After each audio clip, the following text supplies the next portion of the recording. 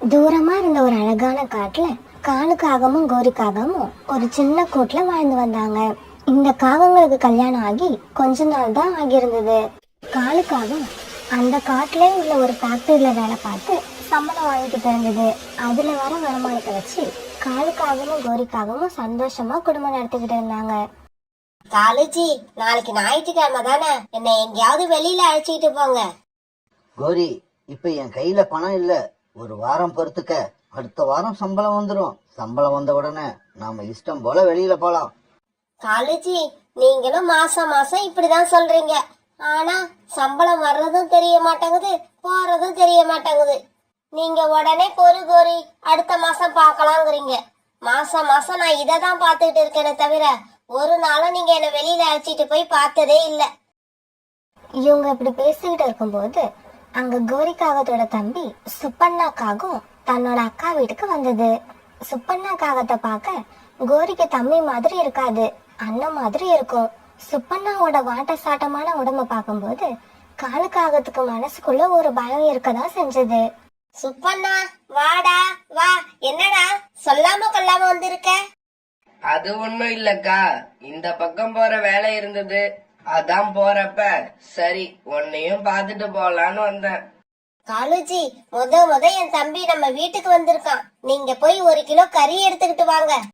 என்னது, கறி குழம்பா?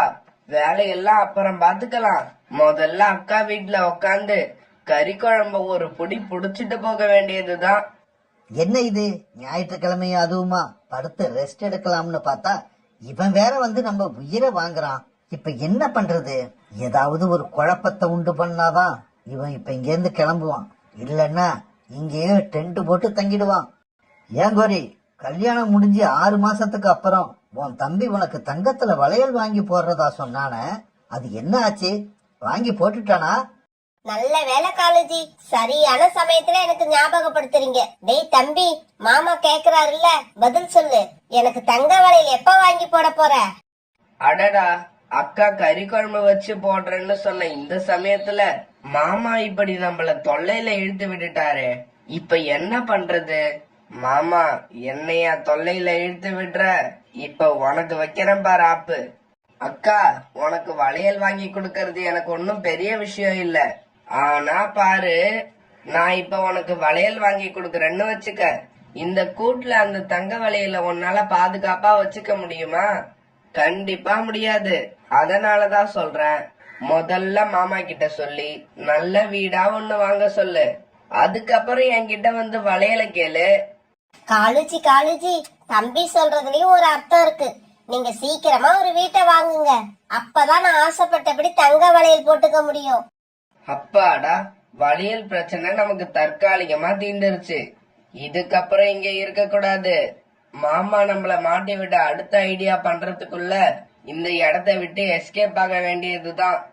அக்கா, எனக்கு அவசரமா கொஞ்சம் வேலை இருக்கு, அதனால நான் இப்பவே கிளம்புறேன். கறி குழம்ப இன்னும் ஒரு நாள் வந்து சாப்பிட்டுக்கிறேன். இப்படி சொன்ன சுப்பண்ணா அங்கிருந்து கிளம்பி பறந்து போயிடுச்சு. காலேஜி, நீங்க என்ன பண்ணுவீங்களோ ஏது பண்ணுவீங்களோ எனக்கு தெரியாது. வீடு எப்ப வாங்க போறீங்க அத மட்டும் சொல்லுங்க. அடப்பாவி, போற போக்குல இப்படி ஒரு குண்டை தூக்கி போட்டுட்டு போயிட்டானே. இப்படி நடக்கும்னு தெரிஞ்சிருந்தா பேசாம நான் போய் கறியையே வாங்கிக்கிட்டு வந்து கொடுத்திருப்பேன். என்ன காலன்னா சோகமா உட்கார்ந்துருக்கீங்க, என்ன விஷயம்? என்ன சொன்னா பண்றது, இந்த கோரி இருக்கிற நிலைமை புரியாம சொந்தமா வீடு வாங்கணும்னு என்ன போட்டு அரிக்கிறா. பணத்துக்கு தான் என்ன பண்றதுன்னு தெரியல. காலண்ணா, இதுக்கு ஏன் கவலைப்பட்டுக்கிட்டு உட்கார்ந்துருக்கீங்க? என்கிட்ட இப்ப வீடு வாங்குற அளவுக்கு பணம் இல்லைன்னு சொல்ல வேண்டியது தானே? சோனா, கோரி புரிஞ்சுக்கிற ஜெம்மமா இருந்தா சொல்லி புரிய வைக்கலாம். கோரிய பத்தி உனக்கு தெரியாதா? புது வீடு வாங்கியே ஆகணும்னு பிடிவாதமா நிக்கிறா. காலு, நீ எப்பனா ஒண்ணு பண்ணு, ஆந்த சேட்ட போய் பாரு. வீடு வாங்கறதுக்கு அவர்கிட்ட இப்ப பணத்தை கடனா வாங்கிக்கிட்டு உனக்கு பணம் கிடைக்கிறப்ப திரும்ப கொடு. புறா, அருமையான ஐடியா கொடுத்திருக்க. எதையோ பத்தி யோசிச்சுக்கிட்டு இருந்தனா அந்த சேட்டை பத்தி யோசிக்கவே இல்ல. இதோ இப்பவே போறேன் அந்த சேட்டுக்கிட்ட. இப்படி சொன்ன காலுக்காகவும் பிறகு அந்த சேட்டை பாக்குறதுக்காக பறந்து போச்சு. சேட்ஜி, நான் ஒரு வீடு வாங்கலாம்னு ஆசைப்படுறேன். அதுக்காக நீங்க கொஞ்சம் பணம் கடனா கொடுத்து உதவுனீங்கன்னா நல்லா இருக்கும். அந்த பணத்தை நான் எப்படியும் ஒரு வருஷத்துக்குள்ள திருப்பி கொடுத்துருவேன். காலு, நான் உனக்கு பணம் கொடுக்கறேன். ஆனா நீ அந்த பணத்தை எனக்கு 3 மாசத்துக்குள்ள திருப்பி கொடுக்கணும். அப்படி கொடுக்கறதா இருந்தா வீடு வாங்க தேவையான பணத்தை வாங்கிக்கிட்டு போ. கொடுக்க முடியாதுன்னா இப்பவே எடுத்து காலி பண்ணலாம். சேட்ஜி, அப்படி எல்லாம் சொல்லாதீங்க. நான் ஏதாவது ஏற்பாடு பண்ணி 3 மாசத்துக்குள்ள உங்களோட பணத்தை திருப்பி கொடுத்துருவேன். அந்த சேட்டுக்கிட்ட இப்படி சொன்ன காலுக்காகவும் பிறகு வீடு வாங்கறதுக்கான பணத்தை சேட்டுக்கிட்ட இருந்து கடனா வாங்கிட்டு பறந்து போச்சு. இப்படி போன காலுக்காகவும் ஒரு அழகான வீட்டையும் விலைக்கு வாங்கிடுச்சு. கோரி, பாத்தியா, நான் சொன்னபடி ஒரு புது வீட்டை உனக்காக விலைக்கு வாங்கிட்டேன். ஆனா உன் தம்பி சொன்னபடி உனக்கு வளையல் வாங்கி கொடுப்பானா? காலுஜி, அவசரப்படாதீங்க. இன்னைக்கு இல்லாட்டி நாளைக்கு என் தம்பி வளையல் வாங்கிட்டு வருவான்னு எனக்கு நம்பிக்கை இருக்கு. இன்னைக்கும் இல்ல, நாளைக்கும் இல்ல, எத்தனை வருஷம் ஆனாலும் உன் தம்பி வளையல் வாங்கிக்கிட்டு வரவே மாட்டான். காலுக்காக இப்படி சொல்லிக்கிட்டு இருக்கும் போதே கோரியோட தம்பி வளையல வாங்கிட்டு இவங்க வீட்டுக்குள்ள பறந்து வந்தான்.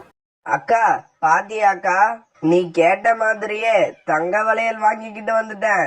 வளையல் எப்படி இருக்கு? உனக்கு பிடிச்சிருக்கா?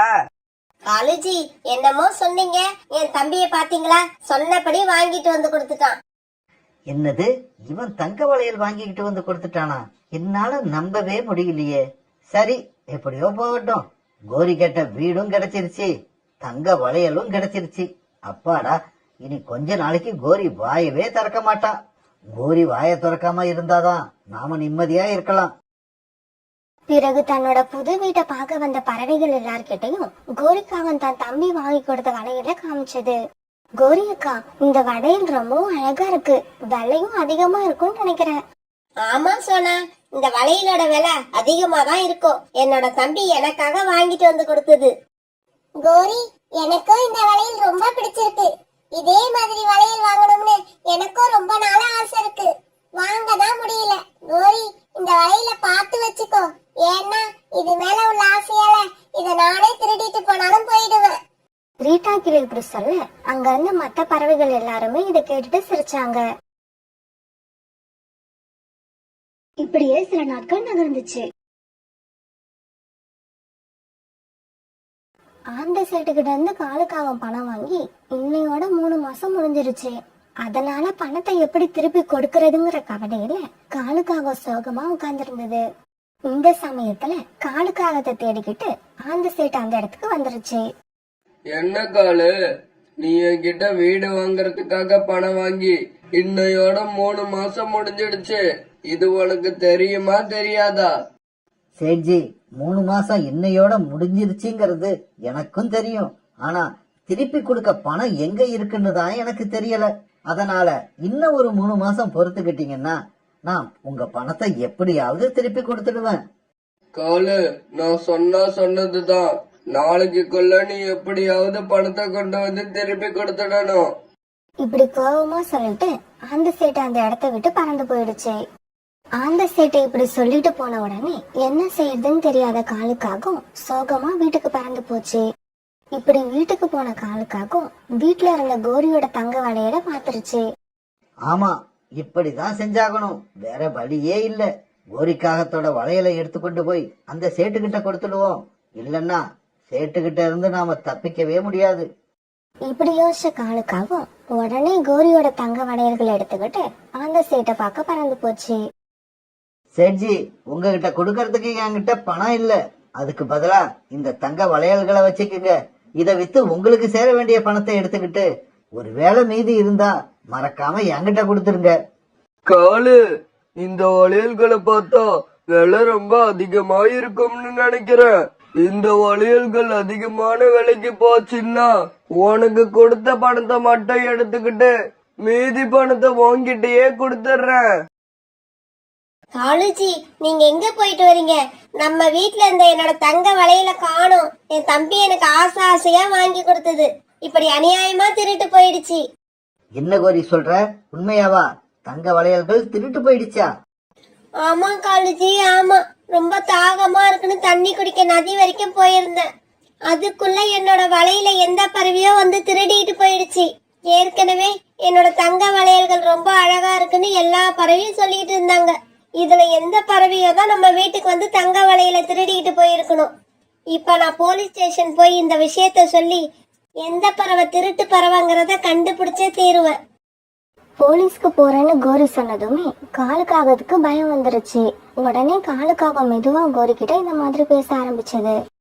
கோரி, இப்ப நீ போலீஸ் ஸ்டேஷன் போனீன்னா விசாரணை அது இதுன்னு நம்மள போலீஸ் ஸ்டேஷனுக்கும் வீட்டுக்குமா அலைய விட்டுருவாங்க. அதனால கொஞ்ச நாள் பேசாம இரு. நான் ஏதாவது ஐடியா பண்ணி அந்த தங்க வளையல்கள் எங்க இருக்கு, யார் திருடிக்கிட்டு போனதுன்னு எல்லாத்தையும் கண்டுபிடிக்கிறேன். இப்படி பேசிக்கிட்டே இருந்த காலுக்காகவும் கோரிக்காகவும் பிறகு அப்படியே படுத்து தூங்கினாங்க. மறுநாள் பொழுது விடிஞ்சிச்சு. காலையில கண் வீழ்ச்சி எந்திரிச்ச காலுக்காகத்துக்கு பெரிய அதிர்ச்சி காத்து இருந்தது. காலுக்காகத்தோட வீட்டுல போலீஸும் அந்த காட்டுல உள்ள எல்லா பறவைங்களும் நின்னுகிட்டு இருந்தாங்க. காலுஜி, என்னோட தங்க நகை திருட்டு போனதை என் மனசு ஒத்துக்கவே இல்ல. அதனாலதான் நீங்க சொல்லியும் கேட்காம நான் போய் போலீஸ் ஸ்டேஷன்ல கம்ப்ளைண்ட் பண்ணிட்டேன். இங்க பாருங்க, இங்க நிக்கிறவங்கல்ல அந்த தங்க வளையல யார் எடுத்ததுன்னு நீங்களா ஒத்துக்கங்க. நாங்களா கண்டுபிடிச்சோம். உங்க உடம்புல உயிர் மட்டும்தான் இருக்கும், வேற எதுவும் இருக்காது. போலீஸ்காரர் இப்படி சொன்னதை கேட்ட காலுக்காகத்துக்கு என்ன பண்றதுன்னே தெரியல. அடிவயிறு எல்லாம் கணக்க ஆரம்பிச்சிருச்சு. மிஸ் கோரி, உங்களுக்கு யார் மேலேயாவது சந்தேகம் இருந்தா சொல்லுங்க. அவங்கள விசாரிக்கிற விதத்துல விசாரிச்சா உண்மை வெளியே வந்துரும். நான் யாருன்னு இன்ஸ்பெக்டர் சொல்லுவேன். இங்க இருக்கிற எல்லா பறவைகளுமே அன்னைக்கு என்னோட வலையில பாத்துட்டு அழகா இருக்கு அழகா இருக்குன்னு தான் சொன்னாங்க. அதுக்காக எல்லாரையுமா விசாரிக்க முடியும்? இப்படி சொன்ன கோரிக்காகத்துக்கு திடீர்னு அன்னைக்கு ரீட்டா கிளி பேசினது ஞாபகம் வந்தது. சார் சார், இதோ நிக்குது பாருங்க இந்த ரீட்டா கிளி. இதுதான் அன்னைக்கு என் வலையில பாத்துட்டு இந்த வலையில பத்திரமா வச்சுக்கோங்க, இல்லாட்டி நானே திருடிட்டு போயிடுவேன்னு என்கிட்டயே சொல்லுச்சு. கோரியக்கா, என்ன இது இப்படி பேசுறீங்க? அன்னைக்கு நான் திருடிட்டு போயிடுவேன்னு சும்மா விளையாட்டுக்கு தான் சொன்னேன். அத போய் இப்படி போலீஸ் கிட்ட சொல்றீங்க. உங்களுக்கு என் மேல அப்படியா நம்பிக்கை இல்லாம போயிடுச்சு? இவங்க எல்லாரும் இப்படி பேசிக்கிட்டு இருக்க நேரத்துல ஆந்த சேட்டு காலுக்காக கொடுத்த வளையல எடுத்துக்கிட்டு காலுக்காக வீட்டுக்கு வந்தது. ஆந்த சேட்டு கையில தன்னோட வளையல்களை பார்த்த கோரிக்காகத்துக்கு சந்தோஷம் தாங்கல. போலீஸார், திருட்டு போன என்னோட தங்க வளையல்கள் இதுதான். கிடைச்சிடுச்சு கிடைச்சிடுச்சு, என்னோட தங்க வளையல் திரும்பவும் எனக்கே கிடைச்சிடுச்சு. போலீஸார், என்ன இன்னும் வேடிக்கை பார்த்துக்கிட்டு இருக்கீங்க? என்னோட தங்க வளையல்களை திருடிட்டு போன இந்த சேட்சிய முதல்ல கைது பண்ணுங்க. கோரி, என்ன கைது பண்றது இருக்கட்டும். முதல்ல இந்த வளையல்களை தங்க வளையல்னு சொல்றத நிறுத்து. இந்த வளையல்கள் ரெண்டுமே தங்கம் இல்ல, தங்க நகைகள் மாதிரியே செய்யப்பட்ட கவரிங் வளையல். அந்த சேட்ஜி, இந்த வளையல்கள் உங்ககிட்ட எப்படி வந்தது? முதல்ல அதற்கான காரணத்தை சொல்லுங்க. பிறகு ஆந்த சேட்ஜி நடந்தது எல்லாத்தையும் போலீஸ் கிட்ட எடுத்து சொன்னாரு. காலுஜி, நீங்க இப்படி சொந்த வீட்லயே திருடுவீங்கன்னு நான் நினைக்கவே இல்ல. நான் கூட தான் உன் தம்பி சொந்த அக்காவுக்கே இப்படி கவரிங் நகைகளை செஞ்சு போடுவான்னு நினைக்கவே இல்ல. நீங்க 1000 தான் சொன்னாலும் நீங்க செஞ்சது பெரிய தப்பு. உங்களை நான் மன்னிக்கவே மாட்டேன். அது எப்படி நீ என்ன மன்னிக்க முடியும்? நான் தான் உங்ககிட்ட மன்னிப்பு கேட்கவே போறது இல்லையே. காலண்ணா, கோரி அக்கா கூட எந்த சமயத்துல சண்டை போடுறதுன்னு உங்களுக்கு யோசித்தையே இல்லையா? இப்போ உங்களுக்கு உள்ள பிரச்சனையே இந்த வீடுதான். அதனால இந்த வீட்டை சேட்டுக்கிட்ட கொடுத்துருங்க. அப்பதான் உங்களுக்கு சேட்டோட பிரச்சனை தீரும். பிறகு சோனா சொன்னதை கேட்ட சேட்ஜி காலுக்காகத்துக்கிட்ட கொடுத்த பணத்துக்கு பதிலா அந்த வீட்டை எடுத்துக்கிறேன்னு சொல்லிட்டு அந்த இடத்த விட்டு பறந்து போயிட்டாரு. கோரி அக்கா, அப்புறம் நீங்க போலீஸ் கிட்ட கொடுத்த கம்ப்ளைண்ட் முதல்ல வாபஸ் வாங்கிடுங்க. இல்லாட்டி உங்க கணவர் உங்க தம்பி 2 பேருமே உள்ள போற மாதிரி இருக்கும். பிறகு கோரிக்காகவும் போலீஸ் கிட்ட கொடுத்த கம்ப்ளைண்ட்டை வாபஸ் வாங்கினதால போலீஸ் அந்த இடத்த விட்டு பறந்து போயிட்டாங்க. சோனா, இந்த வீட்டை நீ பாட்டுக்கு சேட்டுக்கிட்ட தானு சொல்லிட்டியே. இப்ப நானும் காலேஜையும் எங்க போய் தங்கறது? கோரி அக்கா, பேசாம காலண்ணனை கூட்டுக்கிட்டு நீங்க முன்னாடி இருந்த கூட்டுக்கே போயிடுங்க. பிரச்சனைகளை வச்சுக்கிட்டு பெரிய வீட்டுல குடியிருக்கிறதுக்கு பிரச்சனையே இல்லாம சின்ன கூட்டுல இருக்கிறது எவ்வளோ மேல்.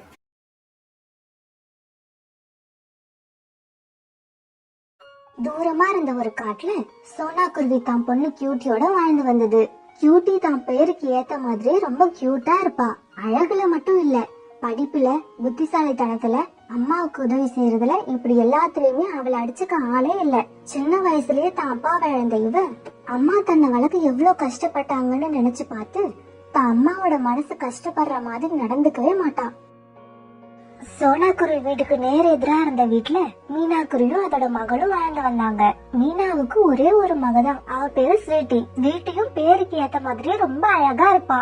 ஆனா மத்தவங்கள புரிஞ்சு நடந்துக்க முயற்சி பண்ணவே மாட்டா. எல்லார்கிட்டயும் கோபப்படுவா. அம்மாவுக்கும் ஸ்வீட்டிக்கும் வீட்டுல அடிக்கடி சண்டை நடக்கும். ஒரு நாள் சோனா குருவியும் மீனா குருவியும் வீட்டுக்கு வெளியில உட்காந்து பேசிக்கிட்டு இருந்தாங்க. சோனா, கியூட்டி மாதிரி ஒரு பொண்ணு கிடைக்க நீ கொடுத்து வச்சிருக்கணும். ஏன் ஸ்வீட்டிக்கு என்ன, அவளும் நல்ல பொண்ணுதான். இப்படி நீ மட்டும்தான் சொல்லுவ, வேற யாரும் சொல்ல மாட்டாங்க. ரொம்ப சோம்பேறியா இருக்கா. ஏன்டா இப்படி இருக்கன்னு கேட்டா ஏன் மேலேயே கோபப்படுறா. நேத்து பாரு, ஏதோ 2 சின்ன குழந்தைங்க வழி தெரியாம வந்து வழி கேட்க அவங்க கிட்டயும் கோபமா பேசுறா. அப்புறம் நான் அவங்களுக்கு வழி சொல்லி அனுப்பினேன். இப்ப சொல்லு, இப்படி ஒரு பொண்ணு வச்சுக்கிட்டு எந்த அம்மாவாவது சந்தோஷமா இருப்பாளா? மீனா, முதல்ல ஸ்வீட்டி கிட்ட நீ கோவப்படுறத நிறுத்து. அவளுக்கு மெதுவா சொல்லி புரியவை. ஸ்வீட்டியும் புரிஞ்சுக்கிற பொண்ணு மாதிரி தான் தெரியறா. இன்னைக்கே மாத்தலாம்னு நினைச்சா முடியாது. அவளை நீ கொஞ்சம் கொஞ்சமா வழிக்கு கொண்டு வரணும். அன்னைக்கு சோனா தான் பொண்ணு கியூட்டிய முதலா தனியா உணவு தேட அனுப்புறதுக்காக கியூட்டிக்கு உணவு தேடுறதுக்கான நிறைய டிப்ஸ் கொடுத்துக்கிட்டு இருந்துச்சு. கியூட்டி, நான் சொன்னதெல்லாம் ஞாபகம் இருக்கா? நல்லா ஞாபகம் இருக்குமா. அதிக தானியங்கள் இருக்கிற இடத்துல ஆபத்து கூடவே இருக்கும். உணவு தேட போற இடத்துல நல்லவங்களையும் சந்திப்போம், கெட்டவங்களையும் சந்திப்போம். கெட்டவங்களை கண்டா ஒதுங்கி வந்துடணும். அப்புறம் நம்மளை விட சின்னவங்க கிட்டயும் நம்மளை விட பெரியவங்க கிட்டயும் அன்பா இருக்கணும். இப்படி சொல்லிட்டு கியூட்டி உணவு தேட பறந்து போச்சு. இப்ப சோனா குருவியோட வீட்டுக்கு மீனா குருவி வந்துச்சு. சோனா, எங்க கியூட்டிய காணோம்? இவ்வளவு நாள் உணவு தேட என் கூடவே வந்துகிட்டு இருந்தாவல, இன்னைக்குதான் தனியா அனுப்பியிருக்க. ஸ்வீட்டியையும் இன்னைக்குதான் தனியா அனுப்பியிருக்க. கியூட்டி தனியா போறது தெரிஞ்சிருந்தா அவ கூடவே இவளையும் அனுப்பியிருப்ப. இவ தனியா போயிட்டு என்ன பண்ணிட்டு வராளோ பயமா இருக்கு. இப்படி உணவு தேட போன கியூட்டி கொஞ்ச நேரத்துக்கு அப்புறம் ஒரு இடத்துல தானியங்கள் அதிகமா கிடக்கிறத பார்த்தது. தானியங்கள் நிறைய இருக்கிறத பார்த்தா ஆசையா இருக்கு. இருந்தாலும் அம்மா அந்த இடத்த சுத்தி நல்லா கவனிக்க சொல்லிருக்காங்க. இப்படி நினைச்சுக்கிட்டு அந்த இடத்த நல்லா கவனிச்ச கியூட்டியோட கண்ணுல அங்க மறைச்சு வச்சிருந்த வலை தெரிஞ்சது. அதிகமா தானியங்கள் இருந்தா அங்க ஆபத்து இருக்குன்னு அம்மா சொன்னது உண்மைதான். இப்படி நினைச்சுக்கிட்டு அங்கிருந்து பறந்து போன கியூட்டி கொஞ்ச நேரம் போன உடனே ஒரு பழம் தரையில கிடக்கிறத பாத்துச்சு. அந்த பழத்துக்கிட்ட கியூட்டி போறதுக்குள்ள ஒரு சின்ன பறவையும் அங்க வந்து உட்கார்ந்துருச்சு. அக்கா அக்கா, எனக்கு ரொம்ப பசிக்குது. இந்த பழத்தை நான் எடுத்துக்கலாமா? தாராளமா எடுத்துக்க. அந்த சின்ன பறவைய பார்க்க பாவமா இருந்ததால அந்த பழத்தை அந்த பறவைக்கே விட்டுட்டு வேற இடத்த நோக்கி பறந்து போச்சு. இப்படி பறந்த கியூட்டி இன்னும் கொஞ்ச தூரம் போன உடனே ஒரு இடத்துல கொஞ்சம் தானியங்களை பார்த்தது. அது பார்த்த உடனே அதுக்கு ரொம்ப சந்தோஷமா இருந்தது. மகிழ்ச்சியோட அதை எடுத்துக்கிட்டு தன்னோட வீட்டுக்கு திரும்பிச்சு. உணவு தேட போன பொண்ணுங்க இன்னும் வரலையேன்னு சோனாவும் மீனும் கவலையோட உட்கார்ந்து இருக்கும் போது அங்க உணவு தேட போன கியூட்டி முதல்ல வந்தது. அது கொஞ்சம் போல தானியங்களை எடுத்து வந்தது. கியூட்டி, உணவு தேட போன அனுபவம் எப்படி இருந்துச்சு? ரொம்ப நல்லா இருந்துச்சுமா. நீ சொல்லி கொடுத்த விஷயம் எல்லாம் ரொம்ப யூஸ்ஃபுல்லா இருந்தது. கியூட்டி, வழியில ஸ்வீட்டி எங்கேயாவது பாத்தியா? இல்லையே ஆண்டி, நான் எங்கேயும் பார்க்கலையே. சோனா, அவ கியூட்டிய மாதிரி பொறுமையா பேச தெரியாது. இவளை விட வயசுல சின்னவங்க கிட்ட பாசமா நடந்துக்க மாட்டா. அதுதான் எனக்கு பயமா இருக்கு. மீனா இப்படி சொல்லிட்டு இருக்கும் போதே அங்க ஸ்வீட்டியும் வந்து சேர்ந்தது. அம்மா பாத்தியா, உனக்காக ஃப்ரெஷ்ஷான பழங்கள் எடுத்து வந்திருக்கேன். அட, என் கண்ணை என்னாலேயே நம்ப முடியலையே. என் பொண்ணா இது? ஆமா, இந்த பழங்கள் உனக்கு எப்படி கிடைச்சது? அம்மா, பசிச்சா பழங்களை சாப்பிடு, இல்லனா விட்டுடு. அதை விட்டுட்டு எப்படி வந்துச்சு ஏது வந்துச்சுன்னு கேட்டுக்கிட்டு. ஸ்வீட்டி இப்படி சொல்லிக்கிட்டு இருக்கும் போதே கோரிக்காவும் அது பையன் ஜக்கு, ஒரு புறா குழந்தையோட பாட்டி இப்படி 2 பேரும் வந்தாங்க. அவங்க வந்து சத்தம் போட ஆரம்பிச்சதுக்கு அப்புறம் தான் தெரியுது ஸ்வீட்டி அந்த சின்ன பழங்க கிட்ட இருந்து இந்த 2 பழங்களையும் மறக்கி வாங்கிட்டு வந்திருக்குன்னு. கோரி அக்கா, தயவு செஞ்சு என் பொண்ணு மன்னிச்சிருங்க. இதுக்கப்புறம் இந்த மாதிரி நடந்துக்காம பாத்துக்கிறேன். இந்தாங்க, உங்க பழங்களை எடுத்துக்கிட்டு போங்க. இப்படி சொல்லி கோபமா வந்தவங்க கிட்ட மன்னிப்பு கேட்டு பழங்களை கொடுத்து அனுப்புறதுக்குள்ள மீனா படாத பாடுபட்டுடுச்சு. மீனா, உன் பொண்ணு என் பையனை மிரட்டினதோட விட்டுட்டா. அதனாலதான் நான் எதுவும் செய்யாம போறேன். மேல கைய வச்சிருந்தா நீயும் இருக்க மாட்ட, உன் பொண்ணும் இருக்க மாட்டா. இப்படி வந்தவங்கள ரொம்ப கஷ்டப்பட்டு அனுப்பிட்டு திரும்பி பார்த்தா அங்க ஸ்வீட்டிய காணோம். சோனா என்ன பெரிய சிக்கல்ல இழுத்து விட்டுட்டு அவ வீட்டுக்குள்ள போய் பதுங்கிட்டா பாத்தியா? எல்லாம் என் தலை விதி. ஒரு நாள் சோனாவும் மீனாவும் தன் பொண்ணுங்களோட உட்காந்து பேசிக்கிட்டு இருக்கப்ப அங்க ஒரு அம்மா வந்தாங்க. வேற காட்டுல இருந்து நானும் என் பையனும் இந்த காட்டுக்கு புதுசா வந்திருக்கோம். நாளைக்கு எங்க வீட்டுல பால் காய்ச்ச போறோம். அவசியம் நீங்க 2 பேரும் குடும்பத்தோட வந்துருங்க. கண்டிப்பா வரோம் அம்மா. அப்புறம் ஏதாவது உதவி தேவைப்பட்டா சொல்லுங்க, நாங்க வந்து செஞ்சு தரோம். ரொம்ப நன்றிமா இப்படி கேட்டதுக்கு. இந்த காலத்துல இப்படி கேக்குறவங்க யாரு இருக்கா?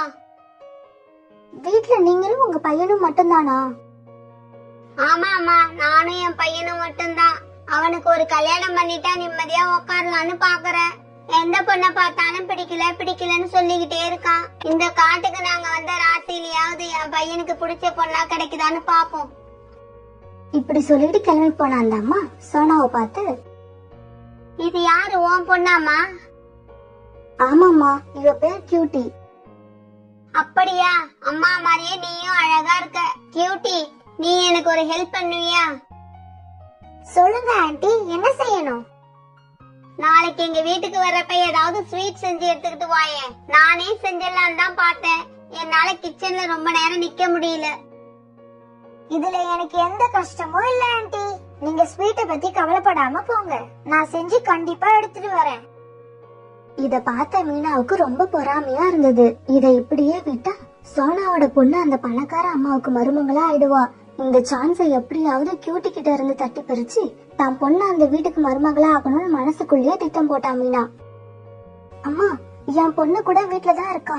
கியூட்டியை விட ரொம்ப அழகா இருப்பா.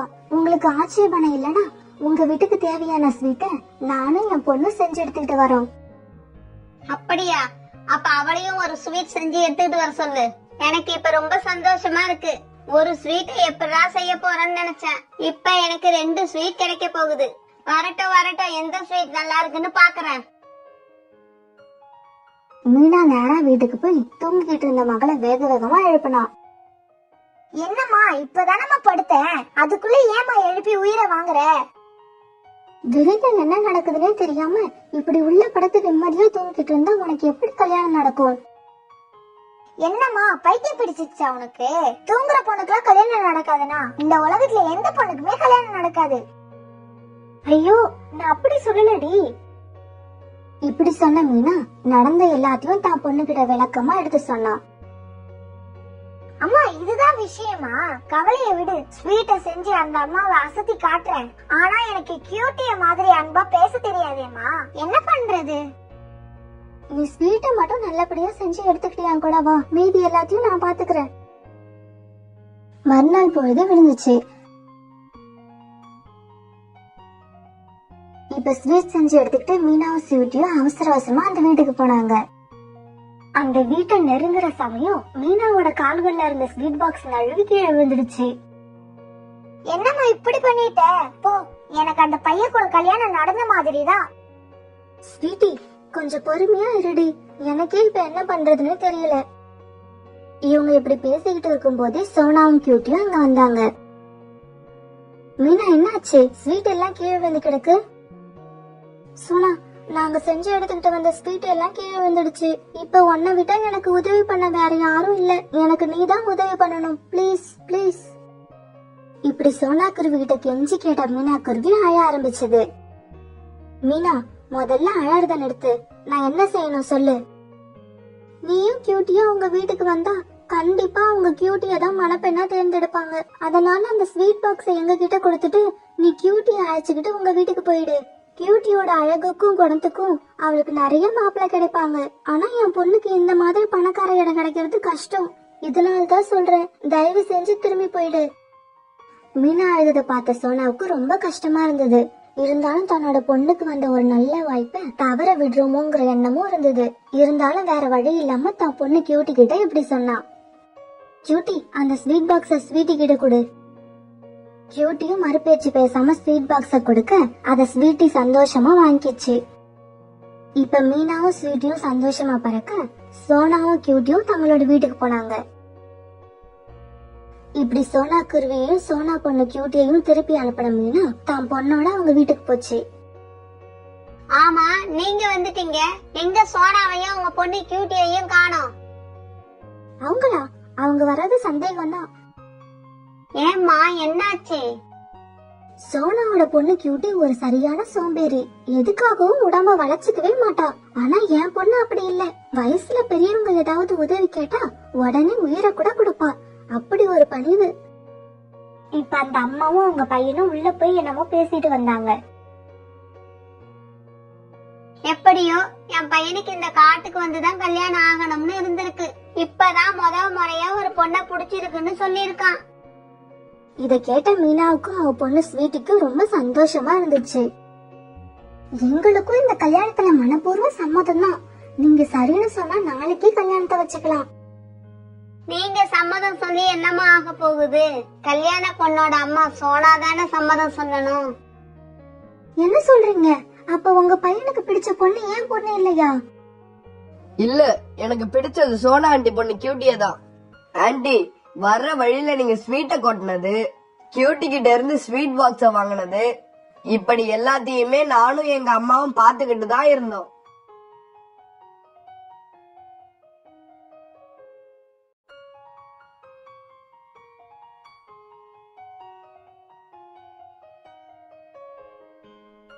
ஆண்டி, நான் கியூட்டிய தேர்ந்தெடுக்க காரணம் கியூட்டியோட அழகு இல்ல, ஸ்வீட் பாக்ஸ குடுன்னு அவங்க அம்மா சொன்னதும் ஒரு வார்த்தை கூட எதிர்த்து பேசாம ஸ்வீட் பாக்ஸ உங்க கையில கொடுத்த அந்த அடக்கம், பணிவு, இதுதான் எனக்கு ரொம்ப பிடிச்சது. பிறகு நல்ல ஒரு நாள்ல சோனா பொண்ணு கியூட்டிக்கும் அந்த பையனுக்கும் ரொம்ப தடபுடலா கல்யாணம் நடந்தது. ஃப்ரெண்ட்ஸ், நமக்கு என்ன கிடைக்கணும்னு இருக்கோ நமக்கு அது கண்டிப்பா கிடைக்கும்.